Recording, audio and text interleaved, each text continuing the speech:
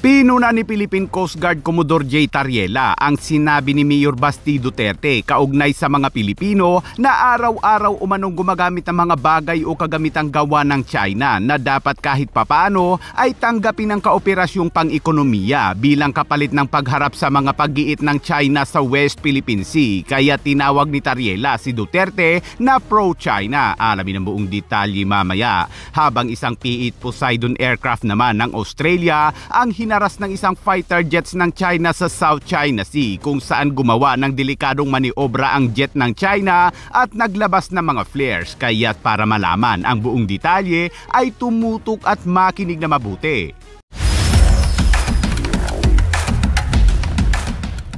Nanatiling mataas ang tensyon sa West Philippine Sea nang maglunsad ang China ng mga pagsasanay militar malapit sa pinagtatalunang Scarborough Shoal, isang hakbang ng China kasunod ng mga nakaraang araw na mga delikadong pagkilos nito.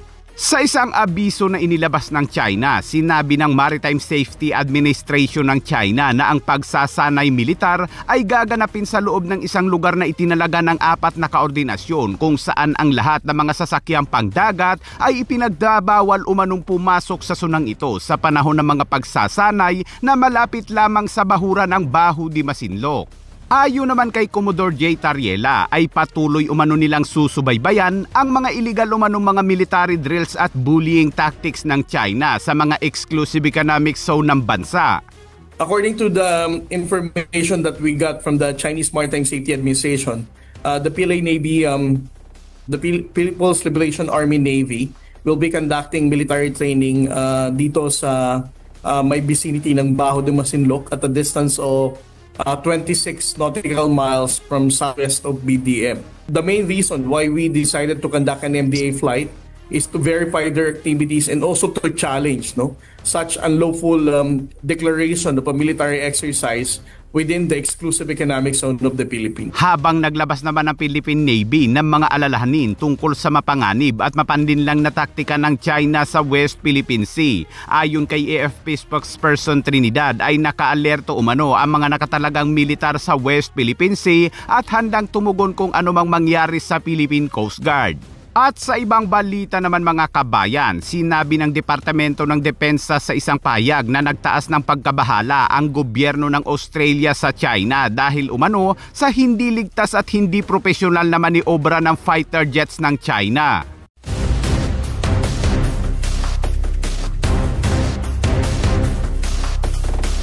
Walang pinsala sa P-8 Poseidon aircraft ng Australia at hindi rin nasakta ng mga tauhan nito sa ginawang pagmaniobra at paglabas ng mga flares ng Chinese fighter jets. Sinabi ng Australian Defense Forces na ang China ay dapat patakbuhin ng kanilang mga militar sa isang ligtas at propesyonal na paraan. Pero tugon ng tagapagsalita ng militar ng China, ang Australian aircraft umano ay illegal na pumasok sa airspace ng China at kinakailangan umano nila itong paalisin. Ang aksyon anya ng sasakyang panghimpapawid ng Australia ay seryosong lumalabag sa soberanya ng China. Sinabi naman ni Senior Colonel Li Jianjian, tagapagsalita para sa Southern Theater Command Air Force ng China, na hinihimok nito ang Australia na agad itigil ang mga lumalabag at mapanuksong aksyon umano nito.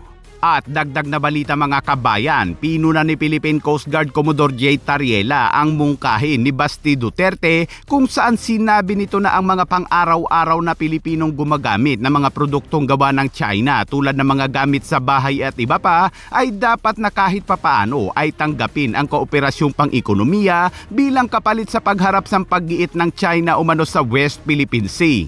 Alam ko yung mga comments dyan, sasabihin pro-China. Okay, once and for all, bago kayo magsalita, this is not about me being pro-China, but I'm leaning towards economic cooperations rather than military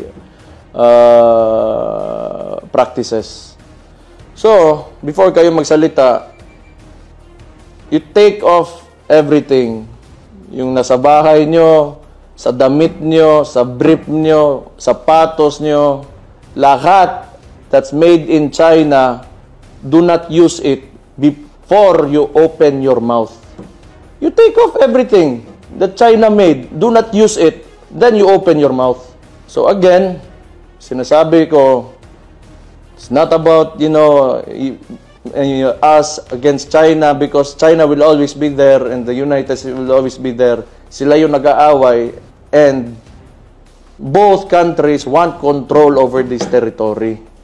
We want an independent foreign policy. Ayon sa pahayag ni Tariela ay magkapareho lang ang salaysay ni Mayor Basti Duterte sa track record ng administrasyon ng kanyang ama sa kabila ng hayagang panliligaw ni dating Pangulong Duterte sa People's Republic of China, kabilang ang pag-iikot patungo sa China kahit na nagpapatuloy ang mga pambubuli ng China sa West Philippine Sea. Tinataboy pa rin ang mga mangingisda, nakaharang sa mga rotation ng AFP sa BRP Sierra Madre at nahaharap sa banggaan at pananakot ang mga sasakyang pangdagat ng Philippine Coast Guard. Bilyon-bilyon din noon ang ipinangakong pamumuhunan ng China upang suportahan ang kanya mga ambisyosong proyekto na build, habang ang mga pangunahing hinaing sa West Philippine Sea ay nananatiling hindi nalutas. Binibigyang diin ng kasaysayang ito na ang mga konsesyon ay hindi nagbunga ng kapayapaan at nag-anyaya lang siya ng mga karagdagang panghihimasok sa teritoryo ng bansa. Dagdag pa ni Tariela, bago umano niya buksan ang kanyang bibig ay dapat niyang tiyakin na ang kanyang mga pahayag ay nakaangkla sa katotohanan kaysa sa mga insinuation lamang na nagsusulong ng isang salaysay na maka-China.